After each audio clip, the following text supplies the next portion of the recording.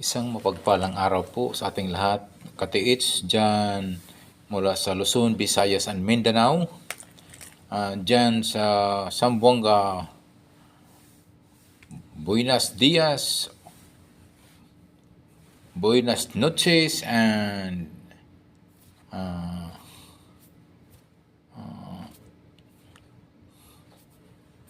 muchas gracias, amigo. Bago po ako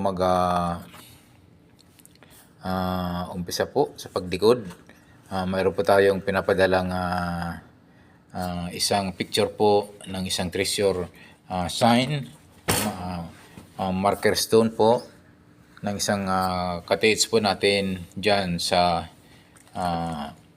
Mindanao, mga katiits. Okay, ako po'y bago magdikod po ay aking munang pinasalamatan po ang aking mga subscriber at mga followers po na patuloy na tumatangkilik po ang aking YouTube channel at patuloy na sumusuporta po sa aking YouTube channel.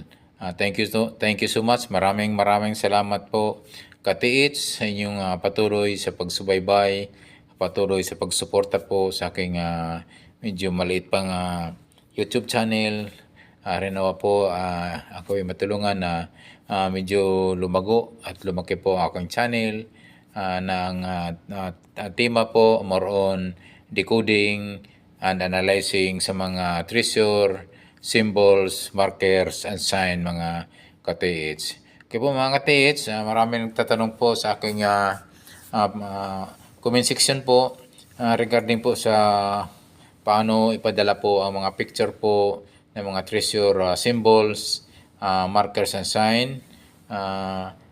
Pwede niyo po ipadala po sa aking Facebook page, Alejandro Sanchez po. Yung aking profile po doon, naka-sunglass po ko doon, naka-shade. Yun yung pipiliin nyo kasi nga marami pong Alejandro Sanchez na nag-appear at lumalabas doon at hindi lang ako ang Alejandro Sanchez, napakaraming Alejandro Sanchez po sa buong mundo. So, ang inyong pipiliin po doon, yung naka-sunglass po ako, naka-shade. Pwede nyo ipadala ang inyong mga treasure sign symbols sa Yamashita treasure doon po sa aking Facebook page na Alejandro Sanchez, na profile ko doon naka-sunglass po o naka-shade, mga katiits. Okay po. Mayroon din po akong isang pinapasasalamatan po nating katiits po na si Mr. Rolly Adlaon Luok. At ito po isang maker po ng gold locator, mga katiits. Okay po. Tayo nagpapasalamat po na mayroon na po tayong isang local po made in Philippines na gold locator at abot kayang halaga. At ito po ay isa na po sa in-demand po ngayon. At marami ng yung kanyang triple antenna na ABS gold locator ay may 8 nang nakahits po ng mga item po, treasure item. At yung huli, 2 gold bar at may tatak pa na Burma dyan po sa Davao de Oro. Gamit lamang po itong ABS gold locator na gawa po mismo ng ating kababayan na si Mr. Rolly Adlaon Luok. Okay po. Kung gusto nyo bumili sa Facebook page po, pwede nyo po siyang i-PM po at yung kanyang mobile number ay 092626328843. 092626328843. Okay po. Tayo po ay magdidikod na po. Isa po napakagandang treasure marker ang pinadala po natin kaibigan diyan sa Mindanao. Okay, isang marker stone. Ito po ang iyong gagawin po, katiits. Check nyo po itong buong kabuuan. Ito ay napakagandang markers kasi nga isang maliit lamang. Alam nyo po, pag mga ganyang treasure marker at yan ay nakakita nyo dyan sa area na mag-isa lang at walang kasama, jackpot po yan, mga katiits, kasi nga marami pong mga treasure hunter na nakakuha na po ng mga giveaways. Madalas po ay giveaways yan at yan ay mga relics, mga gold coins, silvers, mga jewelries. Yan po mga katiits, mga small boxes, mga ganyang klaseng markers ay possible po ang item. Okay po, ang gagawin nyo po, i-check nyo po muna yung mismong bato na marker mga katiits. At yung bato na yan, pwede nyo pong i-detect po ng metal detector or gold locator mga katiits. Ito po ay para siyang isang triangle o parang pyramid. Pyramid stone, itong kanyang pagkahugis. So, ito po yung maganda mga katiits kasi nga kung ito'y walang kasama at mag-isa lang po sa isang area na medyo high rise, medyo nasa taas ng bundok, ay good news yan mga positive po yan mga katiits kasi nga sino bang maglalagay po ng mga ganyang marker o marker stone na dyan sa malimit na hindi na minsan lang po mararating po ng mga tao diyan mga katiits. Okay po mga katiits ay ang gagawin nyo po, i-check nyo po yung bato mismo, i-detect nyo po ng metal detector or gold locator. O kung hindi naman mga katiits, pwede nyo pong pukpukin po yung bato mismo ng maso or martilyo. Yung at tingnan nyo po kung yan ang solid, iba ang solid na tunog po at iba yung ampaw ang tunog. Ibig sabihin ampaw po mga katiits, posible po mayroong enclosed item po yan, rack enclosed items. So, karamihan sa mga katiits, minsan yung mga item po ay pinapalaman po mismo sa bato mga katiits. Kaya nga may rack enclosed na item mga katiits na ito po ay kanilang binubutasan yung bato at tinakpan nila ng cemented man-made cement po at tapos medyo ipantay po yung kulay ng natural rock para hindi ganong mapansin. Pero hindi pa rin yan ligtas po sa metal detector po or gold locator at kahit yung mano-mano manual po na pwedeng pagpukpok at medyo nalaman nyo na hindi sulit, medyo ampaw po, posible po may laman po itong isang marker, stone na rack enclosure po ang laman po mga katiits. Posible po may item po yung loob. So, ito nga mga katiits, sabi ko nga, tingnan nyo po yung paligid. Ito yung apat na sulok po mga katiits, west, east, north, and south.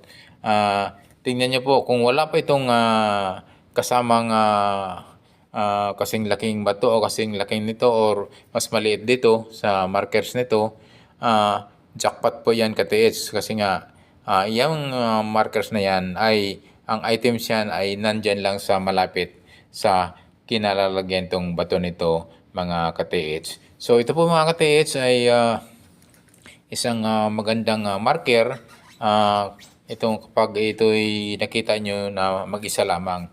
So tingnan nyo po yung apat na sulok po, east, west, north, and south. Tingnan po sa layo ng mga 1 hanggang 5 meters. Baka mayroon pong counter sign o counter markers po ito na pwedeng magtutukoy po ng item.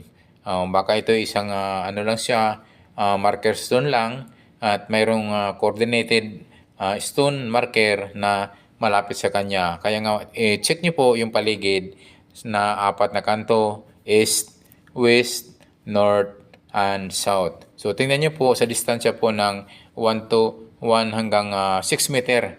1 meter to hanggang 6 meter yung apat na kanto mga katiits. So, yan po ang gawin nyo.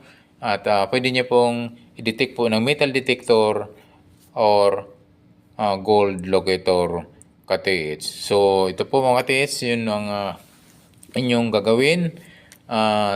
Kapag wala naman at malinis po yung paikot ng itong markers nito, good news at good luck na sa iyo katiits kasi nga isang positive marker ito at kung lalo-lalo na kung itong pagkalagay na markers nito sa medyo malayo na pulubundukin at mag-isa lang ito, ito lang sinasadya po ito na gawing marker po ng mga Japanese or Korean or Chinese mga katiits. So yan po ang mga katiits ay yung mga walang gamit mga katiits, walang gamit tulad ng mga treasure hunting equipment like metal detector and gold locator, pwede nyo gamitan mga katiits ng compass. So pwede kayo mag-compass po sa apat na sulok, north, south, west, and east.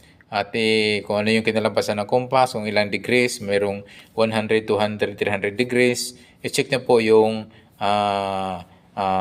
pinaka layo nun. Kung ilang degrees, baka mayroong coordinated marker sign o iba pang mga pwedeng coordinated markers. So ganun din po yung paikot po east, west, north, and south. I-check nyo rin ng compass kung gaano kalayo, kung ilang degrees. Doon kayo titingin sa area na yan, baka may coordinated countersign po ito mga katiits. So ito po mga katiits, isang pointing sign pa rin. I-try nyo po itong north area kasi nga itong north area ay medyo patulis. Ang ating ano dito mga katiits ay sa decoding and analyzing ng mga marker, mga pointers, mga nagbibis lang po kasi tayo dito sa ano, hindi naman actually mga katiits na sa ating pagdidecode, sa ating pag-analyze ay 101% na matutukoy agad natin yung item, at hindi po ganun mga katiits kasi nga nagbabase lang po tayo doon sa mga arrowhead, sa mga nakaukit na mga marker, signs, symbols, sa mga bato, sa mga punong kahoy. At yun naman mga katiits, talaga namang nagsisearch po tayo. Di-check na natin lahat yung pwedeng i-search. Tulad na po yung angulo po ng apat na angulo, east, west, north, and south. So, pwede nyo pong i-check po ng 1 meter to hanggang 3 meter ang layo. At pwede po kayo mag-testig po ng 1 meter deep ang lalim dyan mismo sa malapit sa bato, 1 or 1.5 meters or 1 meter. Tapos, pwede kayo mag-testig po hanggang 2 meters. Pwede kayo mag-testig po ng 1 meter hanggang 1.5 meters ang lalim, deep mga katiits. So, ito po mga katiits. Sana po ay ating natulungan ating katiits na nagpadala nito po. Pwede pong sundan niyo po yung guide. Yung mga bago pa lang sa aking YouTube channel po, paki-subscribe na lang po. At huwag kalimutan po pagpindot po ng to hit the notification bell button para updated po kayo sa aking mga video pang ipapalabas. Ako po ay nagpapasalamat ng maraming salamat po sa inyo sa patuloy nyo sa pagtangkilik ng aking YouTube channel, sa panonood. At yung gustong magpadikod po, ipadala nyo lang po sa aking Facebook page sa Leandro Sanchez. Yun po, nakasanglas po ako doon. Yun yung pipiliin yung profile. So ito po mga katiits, ako po ay nagpapasalamat po sa patuloy niyong pagsubaybay, patuloy niyong panonood po sa aking mga video, more on decoding and analyzing sa mga treasure na symbols, signs, and markers mga katiits. Okay po, ako ay nagpapasalamat din po sa mga katiits po natin na tumutulong sa pag-decode through comment sa comment section po. Maraming salamat po. Muli, thank you so much for watching. God bless us always.